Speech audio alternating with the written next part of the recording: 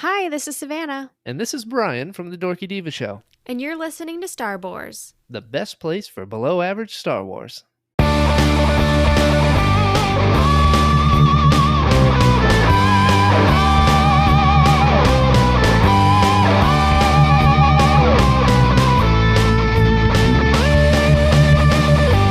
Welcome to Starboars, the best place for below average Star Wars.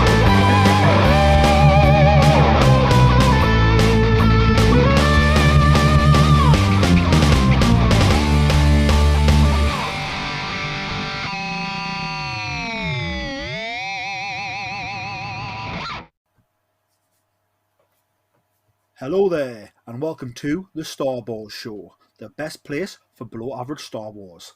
I am the Geordie Jedi Pete, and I am joined by Jason Hondo Ling. Jason, how are you doing? Not too bad, Pete, and how you doing? Yes, I am now a married man, so I feel very happy to finally have my bride marry me. That's really good. Thank you very much, Louise, for putting up with us. Was it a good day?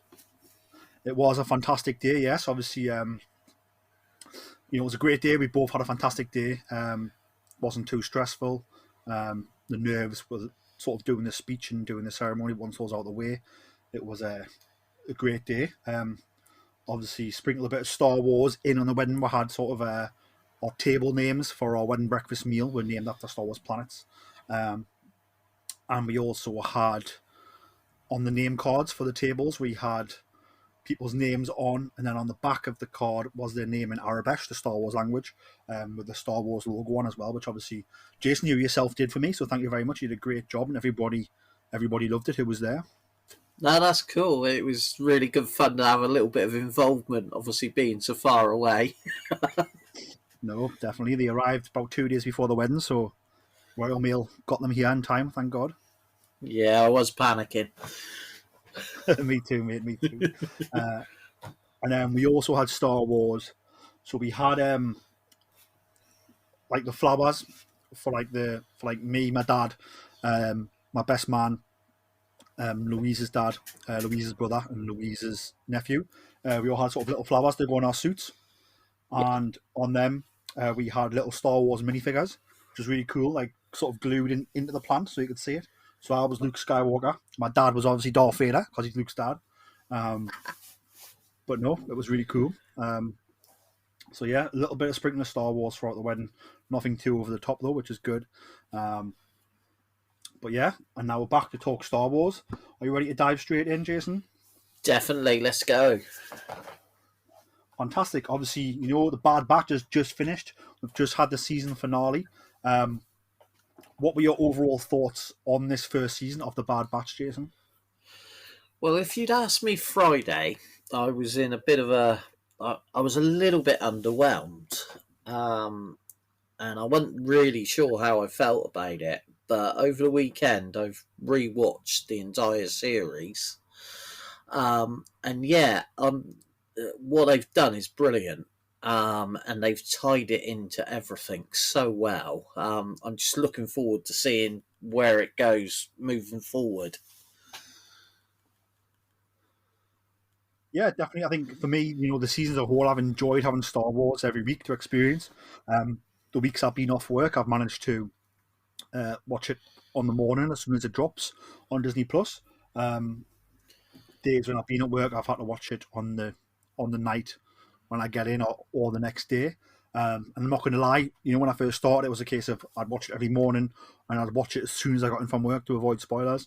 Past few weeks of the season, I was catching it a couple of days later maybe because I just wasn't too bothered about the chances of catching a spoiler. But still enjoy watching it every week. I still enjoy getting that new Star Wars every week. I love what it's done about sort of ending the, showing us what happens to the clones and how they're going to get discontinued out and how they're going with the humans instead. But yeah, so I sort of enjoyed the series, enjoyed having Star Wars week to week. Yeah, it was interesting seeing the characters develop, and I have to admit that's one thing that they actually did really well with this series.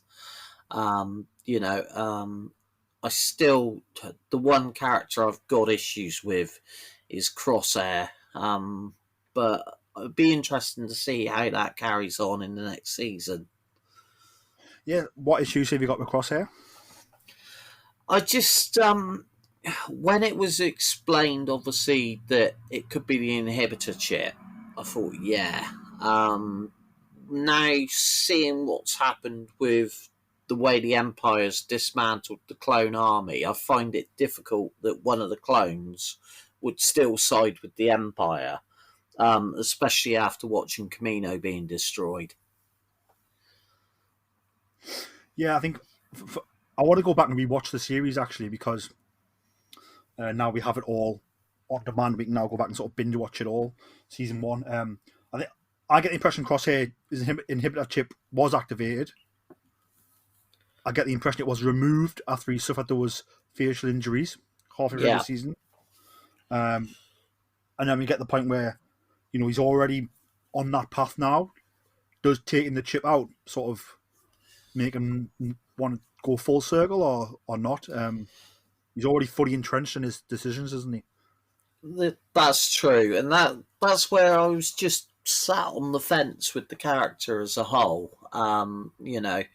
Another critical thing I've seen online is a lot of people saying that obviously Echo was underused, and I think I'd have to agree with that. And I read an article today, and I was getting frustrated because it mentioned a Bad Batch, but it didn't even mention Echo, and I feel like he's still not quite been introduced into the group properly. Yeah, I think he did have some of his biggest episodes earlier on in the season. When he was pretending to be a droid, and obviously, and sort of that looking back at like what happened to him, what the Separatists did to him in that final season of Clone Wars, and how they found him, and how they rescued him. I think you've got a 22-minute episode of television every week, and you've got 5 characters of this main group. You add Omega, you've got 6 characters of this main group. That's before you add in your Imperial leaders and before you add in your legacy characters like Hera, like Kanan. So I think sort of, it's not an hour-long HBO special. I think, and we've announced season 2, so it's a bit like we might get more of them in season 2 now. Definitely, and watch it. I have to admit, the one character they did brilliantly with, I think, was Omega all the way through. I think she's become a really strong character, probably in the vein of Ahsoka, and I'm really looking to see how far she develops now, obviously without the link to Camino. Yeah, I think let's just dive straight in. I mean, one of the things I sort of was critical of was the announcement of season 2. I feel they should have announced season 2 at the end of the final episode, but they announced it like the week before, which to me just said, no one's going to die here. I'm not worried about any of the 4. I'm not worried about Omega. I'm not worried about Crosshair. That's sort of where before that, I never thought they'd kill them all off, but going into it, I was thinking, there could be some collateral damage here. We could lose a character or 2. But I thought that thought was taken away as soon as I read that season 2 had been announced. And then, of course, the finale comes and no one dies. But we know we've had the announcement. Going forward, what would you like to see in season 2? I think I want to see more of the Clone Wars together in action. Obviously, more moving against the Imperials. It's going to be interesting to see if they do actually form a part of the rebellion, or whether they're going to still be sort of lone guns for hire. That's one thing. In some ways, I want them to be involved with the formation of the rebellion, but at the same time, I'm not sure if it's necessary.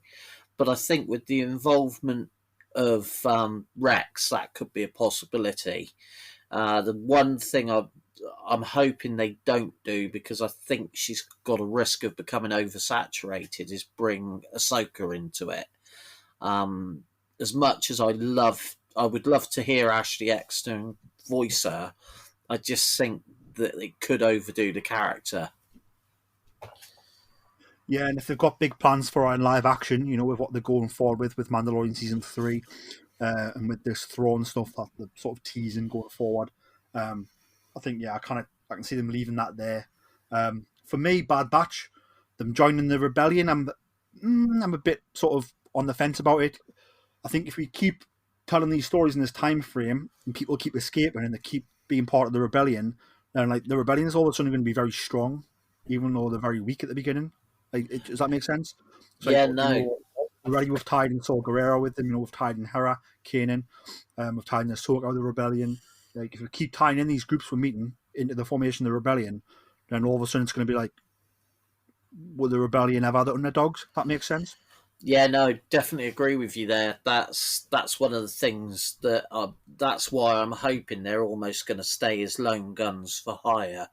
And obviously that then gives the opportunity to visit worlds that we've not seen, to create more stuff, still bringing characters that we're familiar with.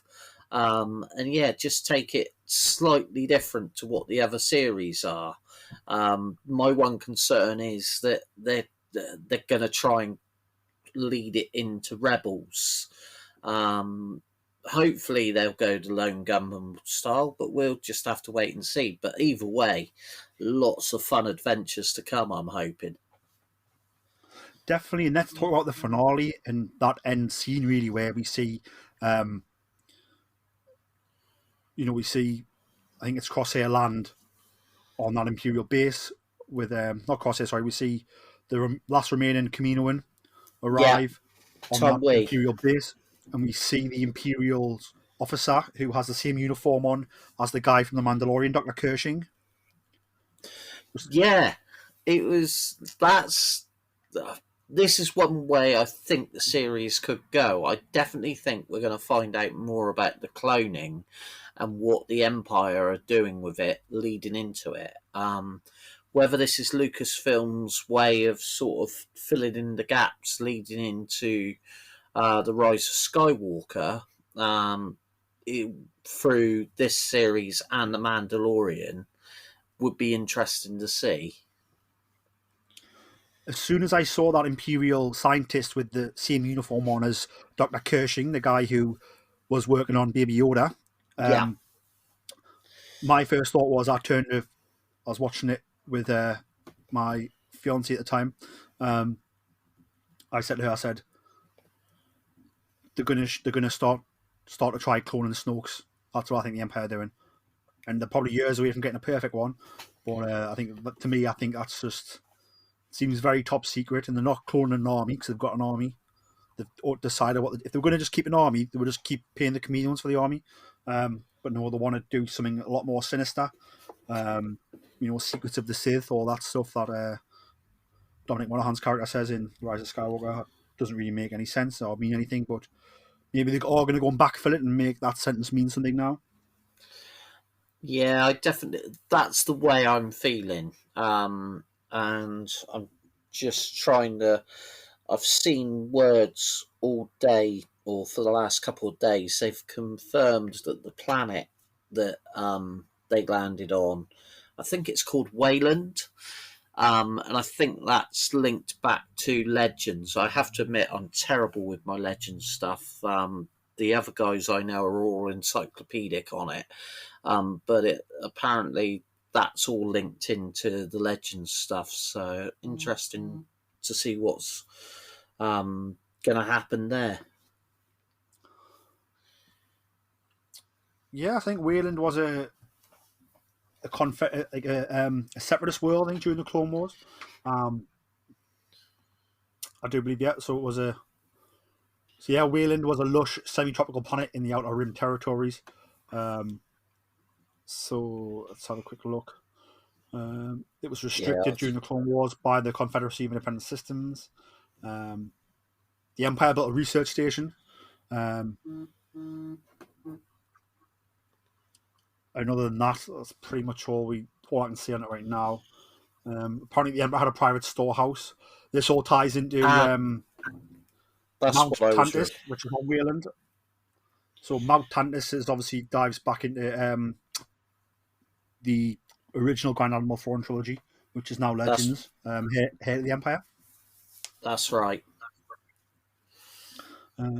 So if they're saying that is Wayland, if it's confirmed as Wayland, and then they're saying that facility is Mount Tantis, which is in that story here, the Empire was Emperor Palpatine's sort of storehouse, almost one of these conservatories that we've seen in canon on Jakku, and on, I've forgotten the planet from Battlefront 2, but you play as Luke Skywalker on a planet and you invade one of them, and that's where you find the compass. In Battlefront 2. So it looks like, if they are going there, and that, I don't know if it has been confirmed or not, but they're certainly teasing that it's similar.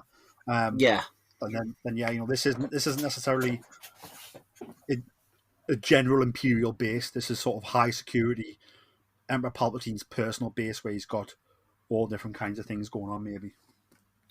Yeah, so again, it definitely seems like they're heading towards the Rise of Skywalker, filling in the gaps, which isn't necessarily a bad thing.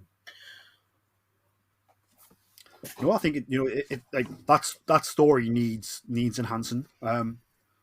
There's a lot of detail missing from that movie, missing on purpose, I believe.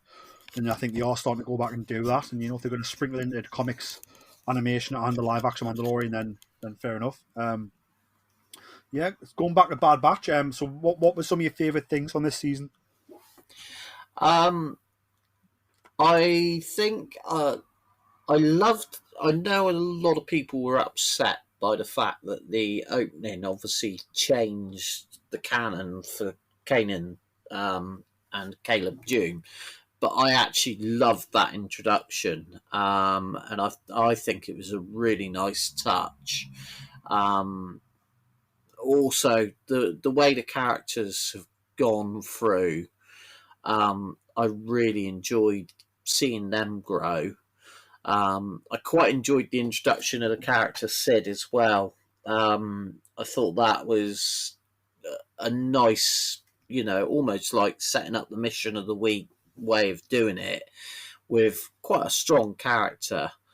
And I think probably one of my favourite episodes is, I'm trying to remember which number it was, I think it was the one just prior to the wind up of the series, where they had to go on the mission to get the spice from Sid's office.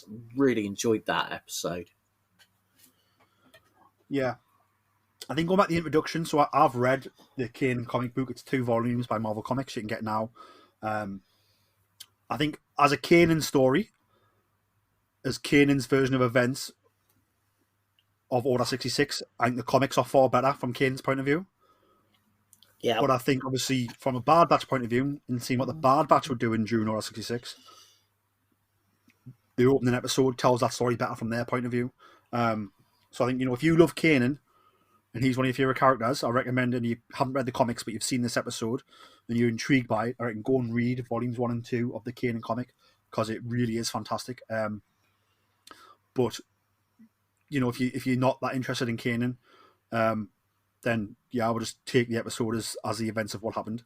And for me, it's a bit, I wasn't too bothered, but it's a bit like, they came out and said everything is canon, and then now we're starting to sort of change little things. But I mean, sometimes look at it and go, oh, well, you've got to look at the unreliable narrator, different narrators are telling different stories, and it's all sort of as one would say from a certain point of view. Yeah, exactly, and I think that's one of the things that sort of made me cross with a lot of the Star Wars stuff. Is I know we all, especially some of the guys that have invested years in what they, classed as canon at the time, and it's now Legends. The thing is, different storytellers tell different perspectives. And that's part of the enjoyment of it. It doesn't matter whether it's part of the real story or it's a legend. It's still a Star Wars story, and got everything that everyone loves about it. Yeah, definitely. And what's a couple of things you're looking forward to in season 2? What would you 3 things you want to see happen in season 2 of Bad Batch? Um, I want to see a little bit more of the growth of Omega. I want to. I want them to sort out the whole Crosshair storyline. Um, I'd like to see him back with the Bad Batch, but I've got a feeling he's possibly gone a little bit too far. The third one, that's a difficult one. Possibly some more fleshed out Imperial characters. I know we had Grand Admiral Rampart and a brief appearance of Tarkin. But yeah, I think I'd like to see some more Imperial figures. Yeah, I think we're going to get that. I think, they've now got this new facility where they're going to be looking into doing dodgy Sith cloning. They've got the last remaining Camino One scientist who can help them with that. One thing they don't have is, if they want to work more on the original DNA, they need to either get Boba or they need to get Omega. So I would love to see their paths class in season 2. I'd love to see Boba and Omega's paths cross at some point in season 2 would be fantastic. Whether Boba sees it as a sister or whether he sees it as just another clone would be very interesting. Are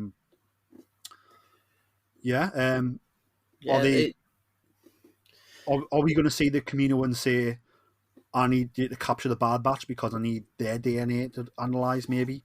And maybe that's why we're going to see more of the chase between Hunter and the Bad Batch. Crosshair and the Bad Batch, sorry. Who knows? Only time will tell. I do hope we get a different type of story. Although it might be the Empire chasing the Bad Batch again.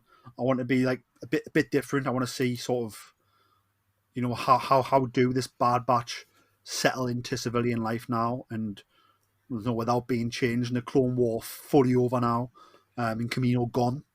They kind of dream of home anymore because they can't go back home, it's ruined. So sort of where do they settle now? It's going to be very interesting. So that's what I'm excited for from season 2. Definitely. And it's quite funny you mentioned Boba there. I think Tamara Morrison could well become the new Anthony Daniels of the Star Wars world. I think so, and that's a perfect segue. So, Star Wars Visions, the trailer dropped yesterday. So we got a sort of a trailer, and then we got an English dub trailer. Obviously, I recommend watching the English dub trailer if English is your first language. I thoroughly enjoyed it. Obviously, they've confirmed that Tamara Morrison is coming back to voice Boba Fett, and we did see Slave One and Boba Fett in the trailer. What were your thoughts on this series before the trailer, and then what did the trailer do to your thoughts about it? Well, I'll be honest, this is something that I've been looking forward to, because I don't know if you can remember when the Matrix trilogy originally came out. Along with that, they did a series called The Animatrix, which was very similar to what they're doing now with Visions. And some of those animations were absolutely beautiful, and real class filmmaking.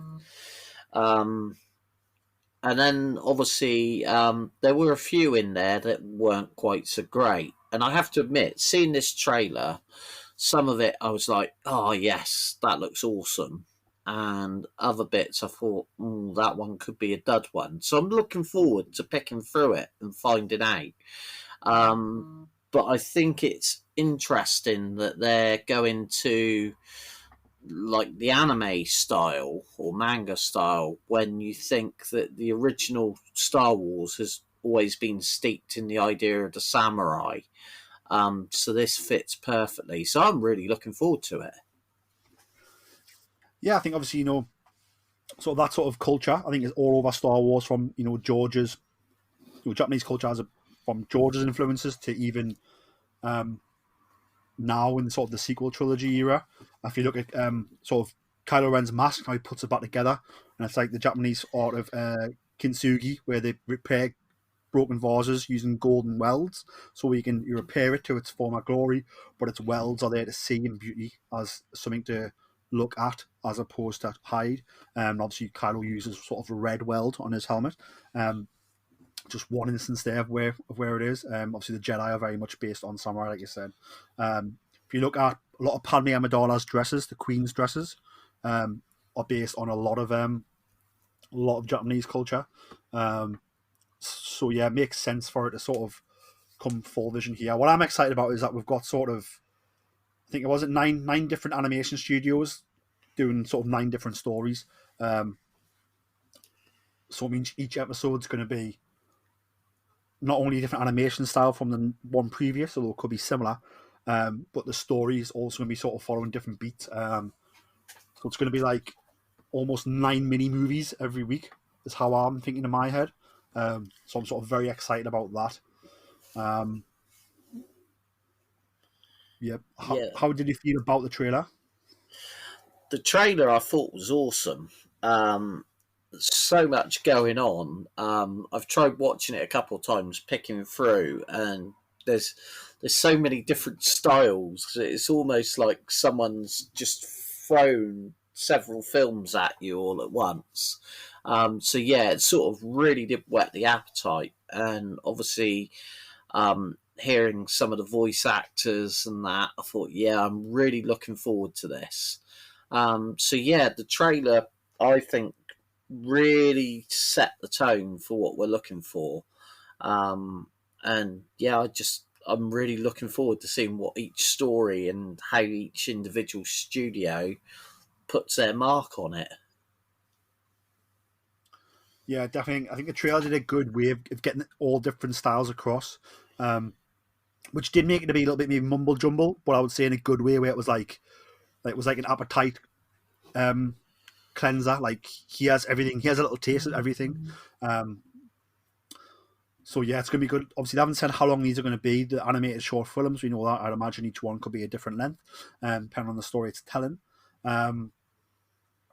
I love the trailer, how at the beginning, although it was showing you the different stories, but sort of the beginning of the trailer showed sort of the focus on the lightsaber, on the kyber crystal, and on the Force, which I sort of really enjoyed. And then obviously as the trailer went on, it sort of dived more into the action sequences, which was really cool. Did you spot the lady with the umbrella lightsaber? Yes, yeah, looking back at it, yes, I did. There was so many lightsabers in that entire video. But yeah, no, I know what you mean. That's something that I'm quite looking forward to, the way they're sort of playing on, different things to do with Star Wars, but with a more, I don't know, a more almost human sort of take on it. Yeah, to me, when I seen the scenes around that bit where we see the character ignite sort of the long stick with sort of the umbrella end with all different lightsaber blades on, reminded me of something maybe from a video game, like a Resident Evil or a That's Final right. Fantasy, which sort of really, really got me excited. But yeah, obviously there is a novel coming out as well called Ronin, which is going to tie into one of the shorts. Yeah. So I'm excited to pick up the novel Ronin, and I'm excited for these shorts. They start streaming on September 22nd. I'm not sure how they're going to air. If they're going to air one a week, or if they're going to air them all at once. I imagine it'll be one a week. Make you subscribe for longer. Makes more sense money-wise. But yeah, I'm very excited. Go ahead, bud. Yeah, that was something I was a bit confused by. Hopefully, like you say, it'll be one a week and it'll take it out. And I suppose it would almost then be heading towards ready for the time of the release of the Book of Boba. Yeah, because Book of Boba around October time, is that right? I think it's December. I think they were looking at December. So, yeah, we'd have October, November.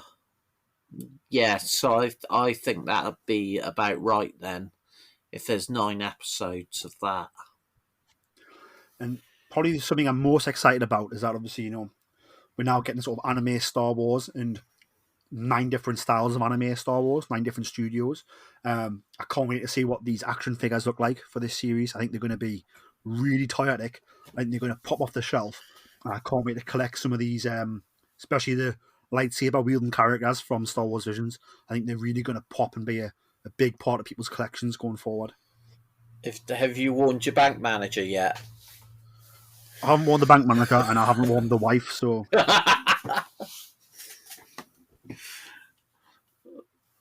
But we will wait and see for that. Wait and see what it looks like for. Yeah, it could be. I have to admit that at the moment, merchandise is so much out there. It could be a relationship killer.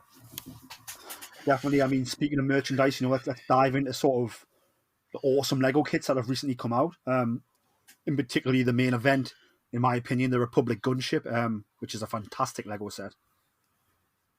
Yeah, it's a thing of beauty, isn't it? I have to admit, I don't personally own any UCS kits, as you know, Pete. I've got quite a few kits, but I just haven't got the room for the big ones. But I have to admit, that is one I would really like.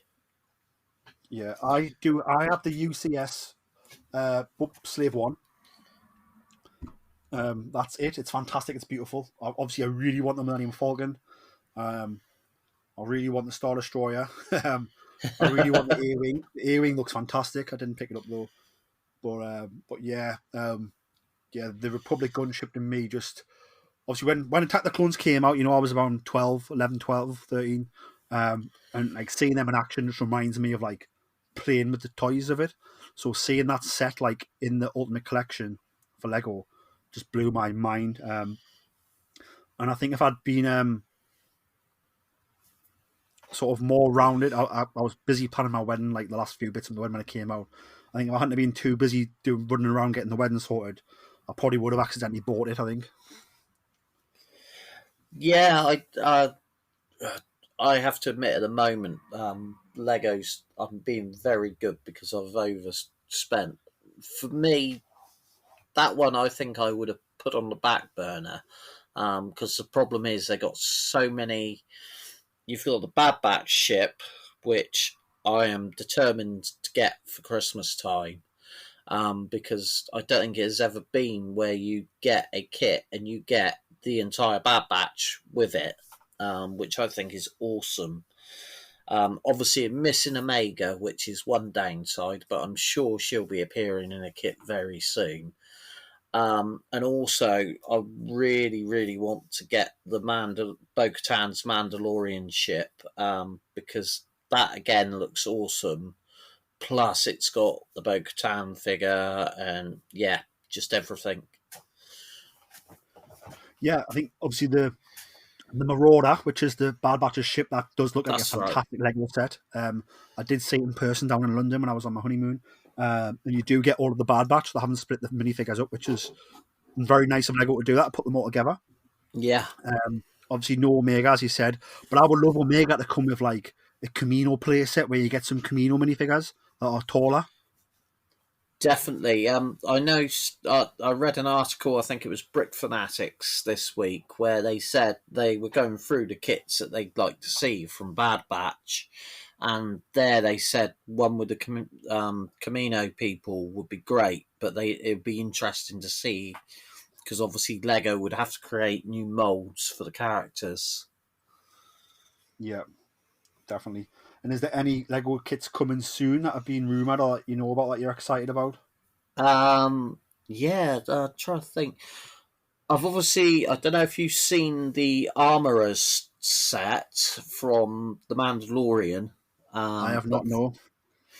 That is, it's basically the Armourers, I don't know what you call it, like blacksmith shop almost, with the armourer, and I think it's got the heavy duty commando with that, which is obviously the Jon Favreau character.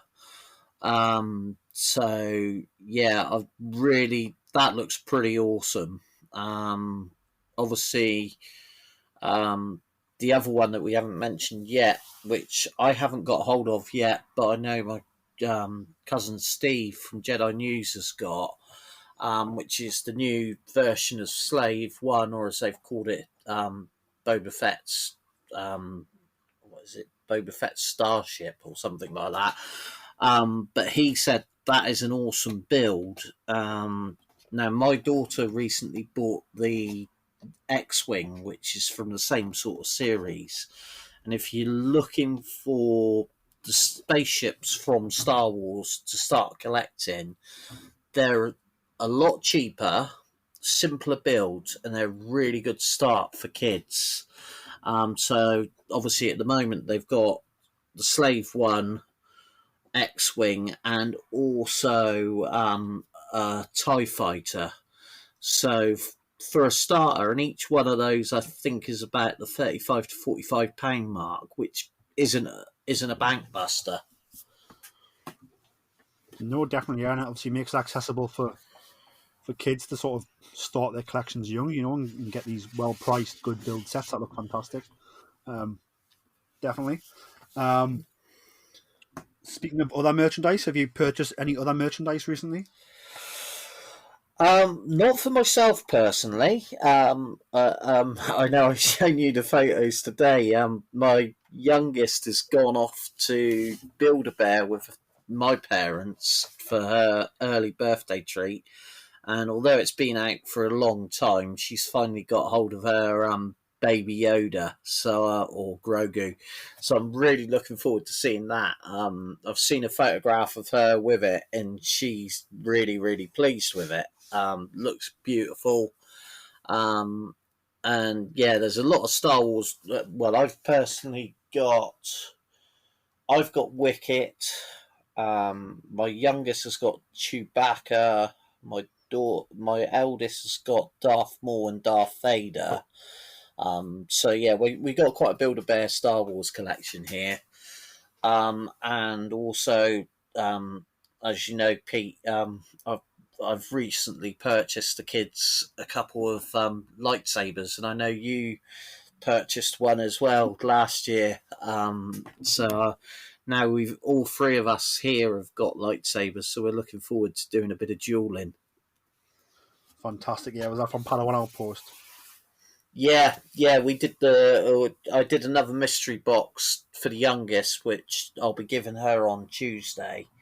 And I have to admit, for the price, they are really, really nice sabers. Obviously, the one I've got for myself, I've had a couple of years, came from JQ Sabers, which is a UK-based company that he actually makes the sabers himself. So that's a completely different beast. But all three of them are really good fun. And obviously, going to be hopefully practicing some proper dueling. Now that the Silver Sabers have got all their videos on YouTube, so the girls are looking forward to that. Definitely, you can watch those videos on YouTube with the Silver Sabers and then copy it on you. Yeah, and I think I'm going to try and get the lampshade protected as well. Yes, and the vases. Yeah. And the Lego sets on the shelf, don't want them for. Oh, yeah, definitely. But no, I have to admit, the sabers are a lot of fun. And obviously with the sound effects, the blades, it's going to be something to get into. I've been collecting a lot of figures of Arrival the past month and a half, I'd say. Yeah. I usually document them on our social media channels, but I've just not had chance with the wedding and stuff. So stay tuned to our social media to see the figures I've been getting. What I did come across in a Facebook group was some Power of the Force figures, but it's the ones from the first wave that have the longer lightsaber blades. All right. So I was like, I need those variants before they change them to the smaller, more accurate size blades. So I grabbed those for a good price. I got the Black Series Clone Wars limited editions where it was in the original Clone Wars packaging. The Kenobi, Skywalker, the pilot. I can't remember who the other one was. I haven't opened that. Actually, I need to open that box still. So yeah, a lot of figures here that I need to document on the social medias and open up for everyone to see, which I will be doing soon, guys. So keep your eyes out for that. But yeah, and I also managed to purchase. I managed to find the original VHS tapes that I owned as a kid. So not those exact copies, but like the first versions that I owned and watched of the original Star Wars trilogy. I found on eBay for like £3. So I managed to get them. So I've now got like the same set, not the exact same set, but the same release that I had as my first sort of own copies of Star Wars. I now own again. To which my fiance at the time and now wife said, "Why have you got those for? We don't have a VHS player." But I was like, "You don't understand. Like these are like what I watch Star Wars on, like relentlessly as a sort of 6 to 10-year-old, and then as a teenager as well, as the prequel trilogy came out. So I've got those, which was a really cool find, a nice cheap price as well. I know where you're coming from there, because it's like, for me, my first introduction to Star Wars were the Ewoks films, because I'm just a little bit too young to have seen the original trilogy in the cinema. But yes, it's funny. I'm really enjoying the fact that they now have those on Disney Plus, and I can relive my first experience of Star Wars. Yeah, definitely. The reason why I love my tape so much is because before each movie, Lennon Moulton does an interview with George Lucas talking about that movie, and that was the set that I had. That was my first set that I owned, so I've got those again. So I feel pretty cool to have that. Speaking of, consumer media, Star Wars comic books. Have you been reading any Star Wars comic books recently, Jason? I'll be honest, I need to catch up, because obviously we've got the War of the Bounty Hunters series. I don't know how much of that you've seen, but oh my god, from what I've seen so far, that is absolutely awesome. And the fact that obviously they've tied it all in and brought in Crimson Dawn and the character of Kira again. What I've seen so far, I'm loving, but I'm still trying to process my way through it, because they just seem to be hitting you with so much at the moment. But yeah, no, the comic books, obviously, I tend to read the reviews from the guys at Jedi News, and I'm like, oh, I've got to sit down and read that. Oh, I really have got to read that. So I'm getting there, but it's taking time. Yeah, so I read the sort of alpha issue of War of the Bounty Hunters. Yeah. And I read issue 1, which we actually reviewed on it. So me and Ian reviewed them. Since then, I've not read any more because I'm waiting for the trade paperbacks. Yeah. But I love the concept of it. Obviously, we did get Kira and Crimson Dawn coming back into it, which was really good. They have just announced today, actually, that Kira's getting her own spin-off comic book series. It's called Crimson Reign. Yeah, I noticed. I saw that just before we started recording. That looks pretty awesome. So I don't know when it's going to be set, but it's possibly set around the same time as sort of a spin-off or a tie maybe to War of the Bounty Hunters.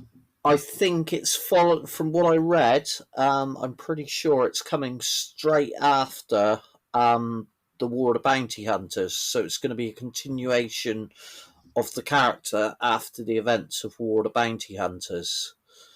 So I think War of the Bounty Hunters is selling well and is going down well critically for them to sort of announce a sequel series already. It's been so cleverly done, and I have to admit, I know that, Steve and Kat and Mark go on about this all the time, but when you've got like Charles Soule, Cavan Scott, and all of the other guys, some of the stuff that they're putting out at the moment, because as well as obviously the Marvel stuff, there's some really cool stuff coming out from IDW. And some of the stuff there, I'm literally just starting to get into it.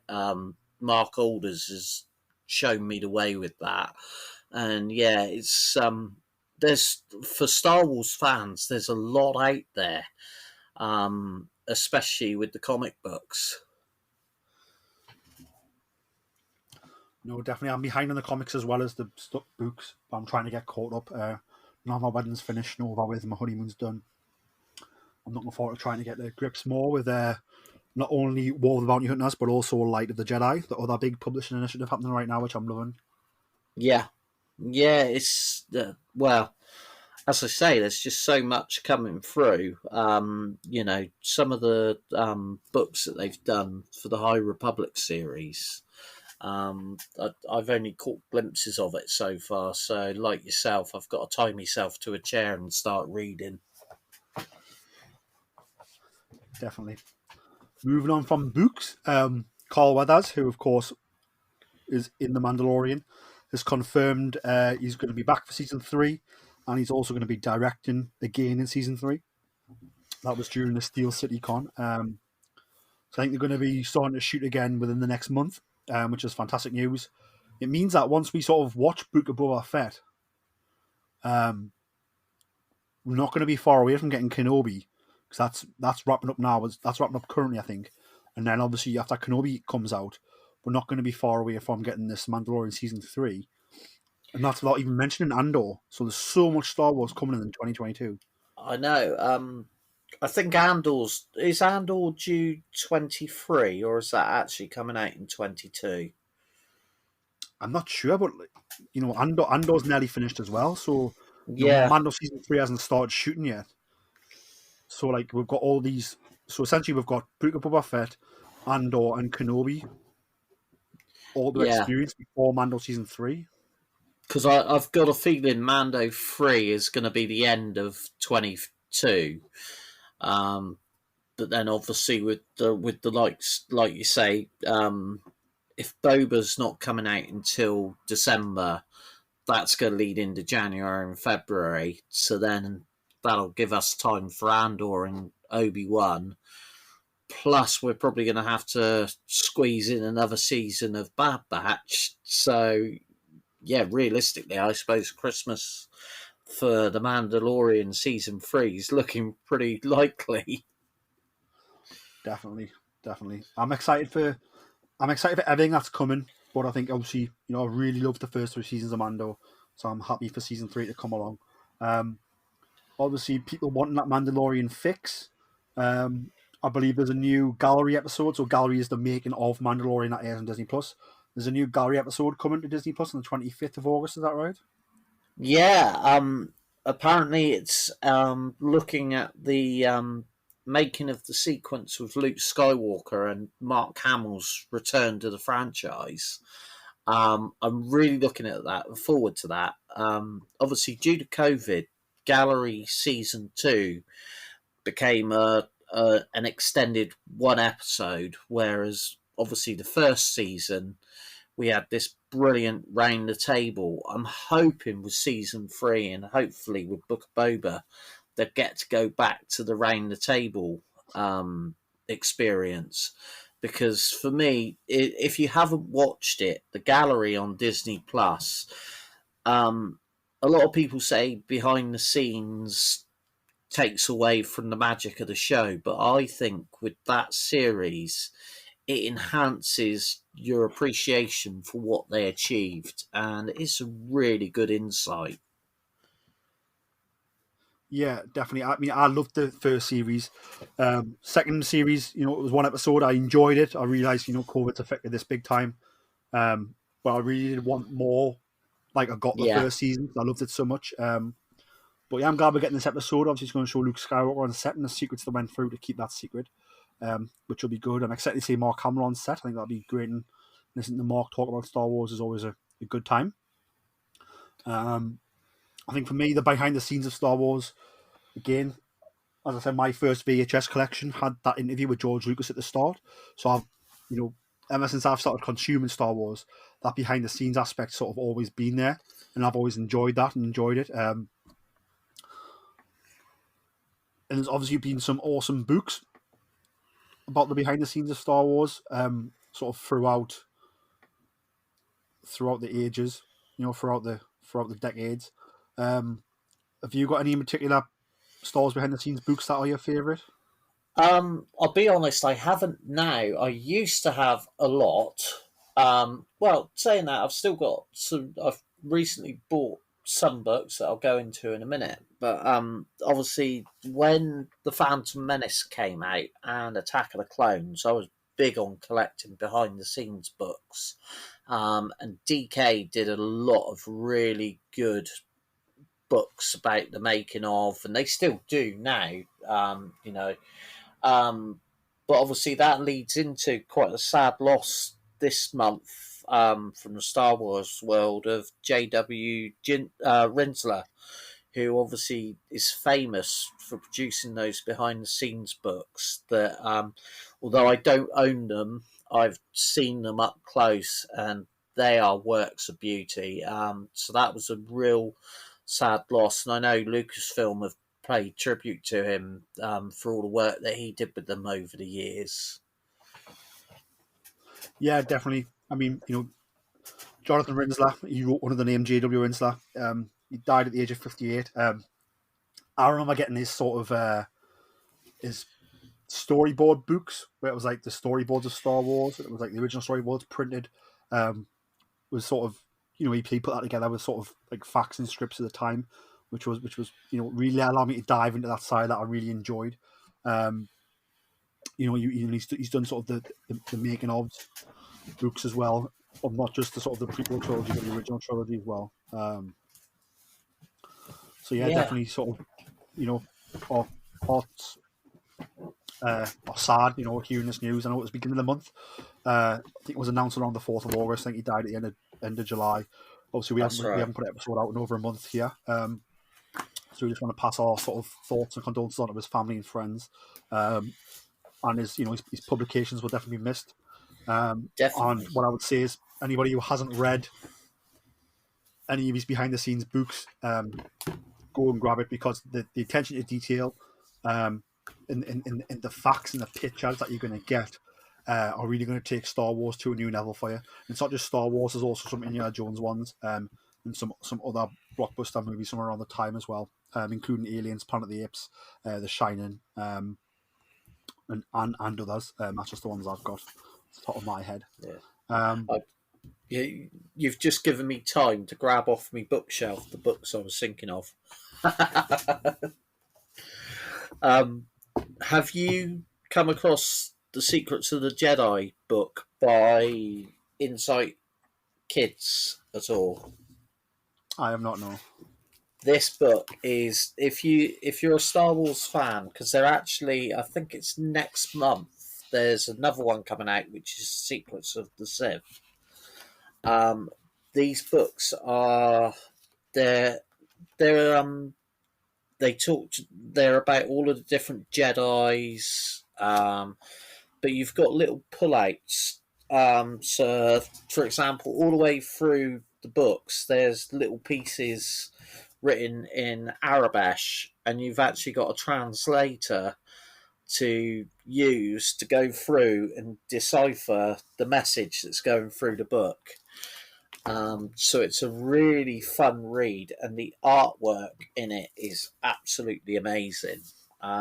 So I think at the moment you can pick it up for about 12 quid.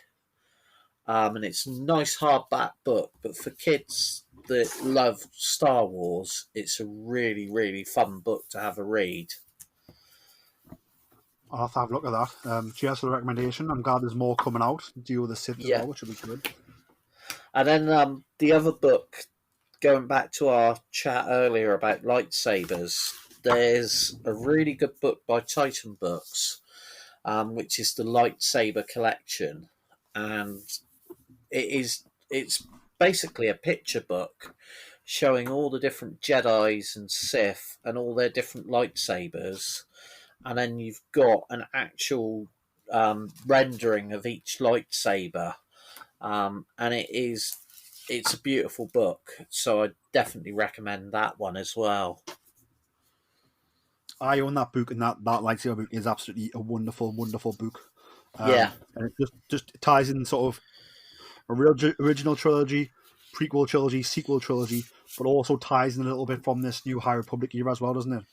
Yeah, and it's I can't say any more about how beautiful it is. The artwork, and obviously with each character and lightsaber, you've got a little write up that just gives it that little bit. If you like the story behind Star Wars or the mythology, that really helps you explore it. It's just a really good fun book to have in your collection. Yeah, definitely, it definitely is, and I'm hoping for more as we get more and more lightsabers coming to fruition. I'm hoping we get like a volume 2 that shows even more lightsabers. Definitely, I think they could go on and on with it. That's why I'm really excited to see what they do with this, the Secrets of the Sith. Because obviously, if they're working with Lucasfilm, is it going to give us hints of other Sith? How are they going to? Because at the moment, obviously, a book about the Jedi, there's a lot of Jedi that we know about.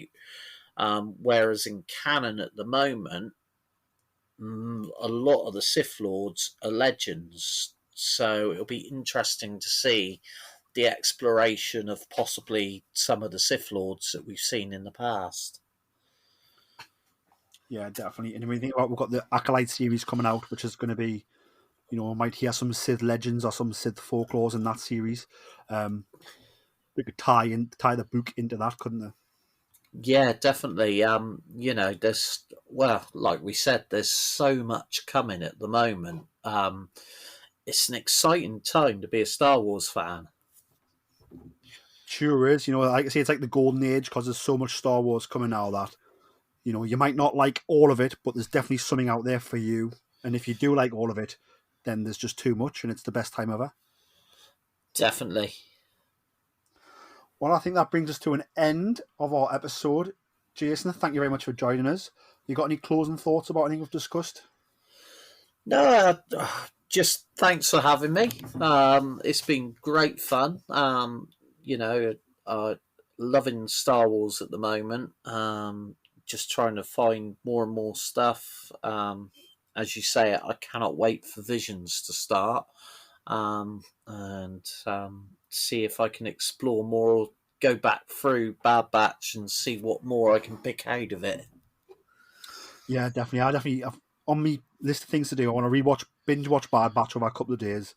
I think, we should talk about that lightsaber book, Star Wars Visions, that Umbrella lightsaber, that could be in the next volume of the lightsaber book. Definitely. That would be pretty awesome. It's something, lightsabers, I think they capture the imagination of everyone. 100%. Jason, where can the people find you on social media? I knew you were going to ask me that. I will be honest, I am terrible on social media. I am on Twitter, although I might get more people following me on this one than I have today.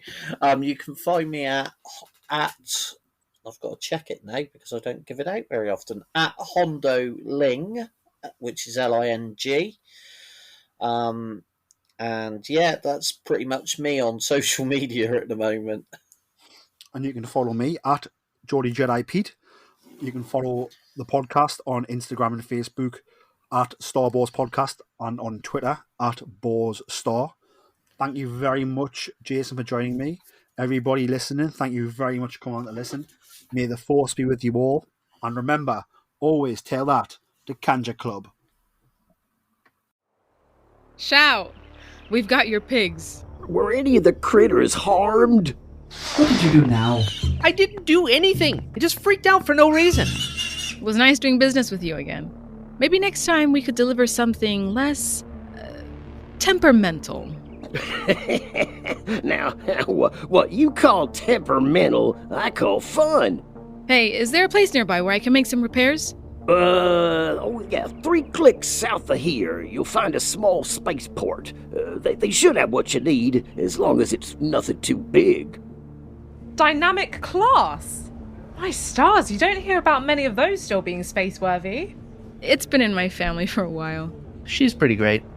Any chance you have a hover cart we can use to load up? I'll check out the HoloNet to see if anything new has come up in the sector. My name is Sereth Khan. I am the chief here on Gamai. My people and I have been experiencing food shortages as of late due to unforeseen natural occurrences. We are looking to hire someone. I say we take this one. The pay is great, and it's the type of job we're familiar with. Welcome. You must be Captain Otoa. I've already sent word to Pact 2 to expect you in the next cycle or so. You told him we were coming before we even accepted the job. That's rather presumptuous, isn't it? Perhaps, though once I received confirmation that you were interested and on your way here, I couldn't help but hope. Fair enough. Well, we'll be back as soon as we can. Well, that's not good. Is that blaster fire I hear? So you're the one. Captain, it sounds like they want to do this the hard way. I love when they got some fight in them. This is bad. This is bad. We're about to have a lot of company.